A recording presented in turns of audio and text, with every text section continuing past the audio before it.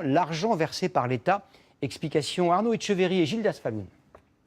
Aux portes du Lauragais, à une dizaine de kilomètres de Toulouse, voici Escalquin, 6300 habitants. Son centre de loisirs, ses terrains de tennis et sa mairie qui voit partir peu à peu ses agents. Donc s'il y avait une autre personne qui venait en support à l'accueil, mais bon, elle n'a pas été renouvelée. Nous avions 2 personnes dans ce bureau, nous n'en avons plus qu'une. En tout, 6 agents de la ville non reconduits ces 12 derniers mois. Économie réalisée, 175 000 €. Mais ce n'est pas tout. La navette gratuite a disparu, 30 000 € en moins.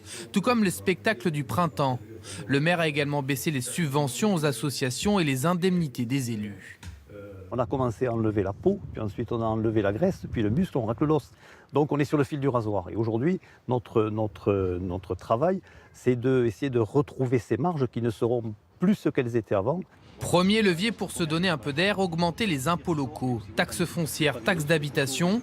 Le maire l'a fait il y a 2 ans, contraint et forcé, dit-il. Il n'a peut-être pas le choix, non? On comprend de moins en moins quand même. Hein. Moi, payer un peu plus d'impôts, si les services sont toujours rendus, oui, ça ne me dérange pas.